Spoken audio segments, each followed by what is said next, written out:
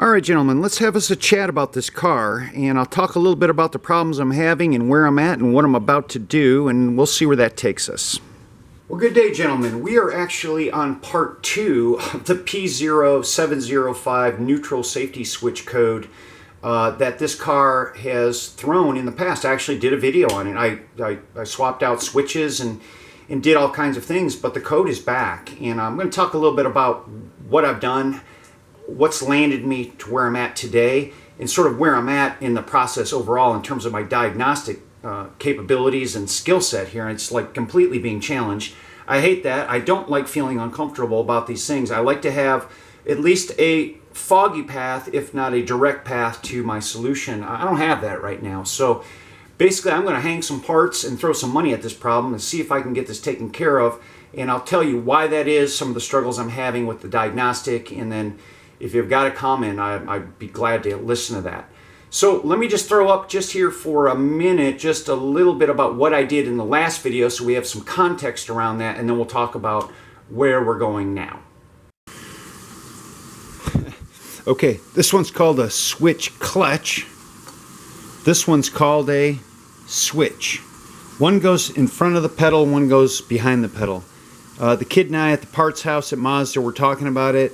We figure one is a neutral safety switch. The other one, he was guessing, turns off the cruise control should you choose to press the clutch.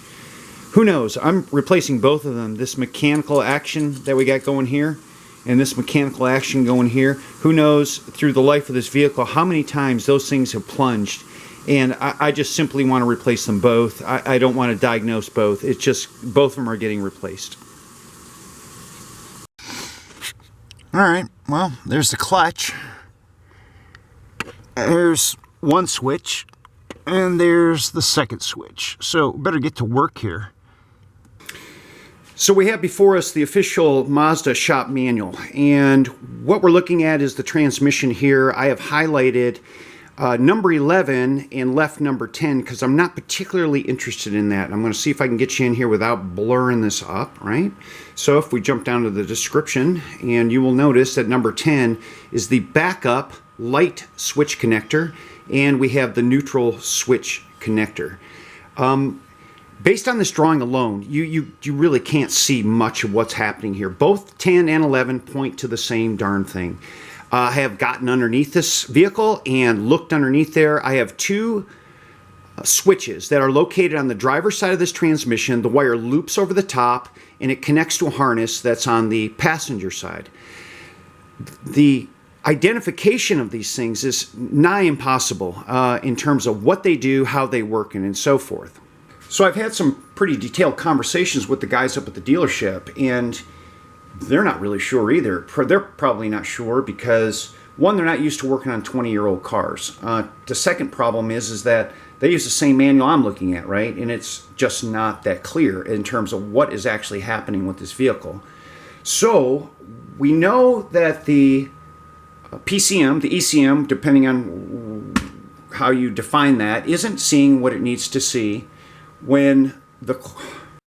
Back to the manual. I'm going to read this, at least just a part of this, because I think this is like really, really important. The short story is that the PCM isn't seeing the proper voltage, and that's setting the engine check light on in the car. But I want to bring this up to you here, okay? The vehicle has to be above 30 kilometers per hour or 18 miles per hour, and the clutch pedal has to be pressed 14 times to pass the proper voltage that the PCM needs. That'll really mess you up if you go outside and you start to test drive this car and you don't actually meet that criteria, right? You say you test drive it around in the subdivision or something like this, right? You may not actually do that. And in fact, that did happen to me. I would test it, everything was fine. My wife would go use her car for half a day, come back, and the light was set again. So I went through the diagnostic procedure as specified in the manual. I can do most of it, but not all of it. I got the result that I was expecting. The switches are just up in the air, right? So that's why I'm going to take and replace them now. All right, we have two switches. One was $40 and the other one was $50. So I've got nearly $200 into this particular job.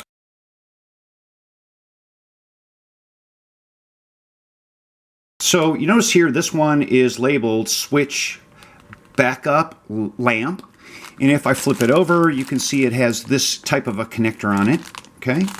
And then this one, strangely enough, is labeled simply switch, okay? So, you know, is this a neutral safety switch? We might be able to assume that it is. Nobody that I've spoken to is willing to step out and say for sure which one is which. But there's a relationship between these things, right? And I'm hoping that this is going to set the proper voltage so that the PCM stops lighting up the check engine light and we get this thing turned off once for all.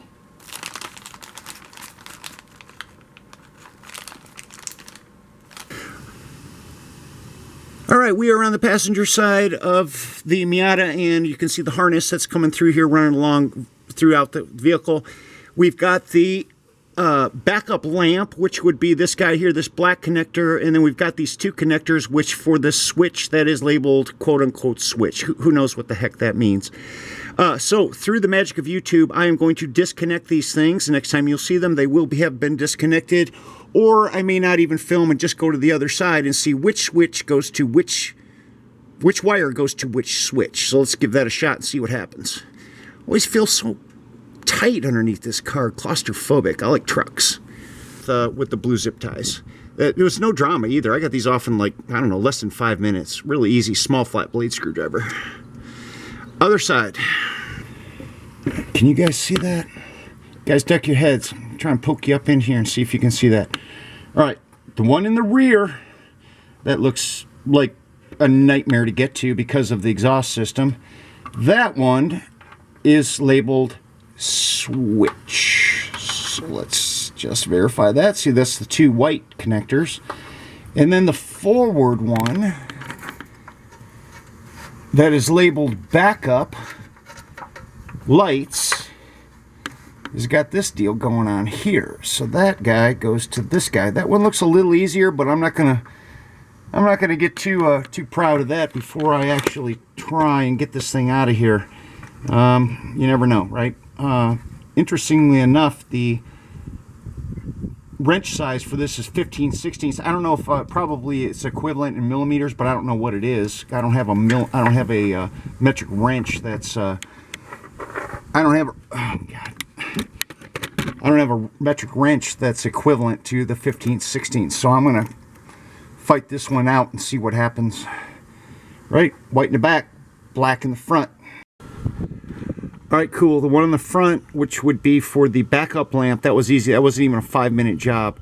The one up top was much more difficult. What I ended up doing was clipping the wires off of the old part, using a socket to get it off, and then I snugged it with a wrench, because you know, breaking that loose without having a wrench square on there, it was just nearly impossible, and the wire was in the way, so I clipped it.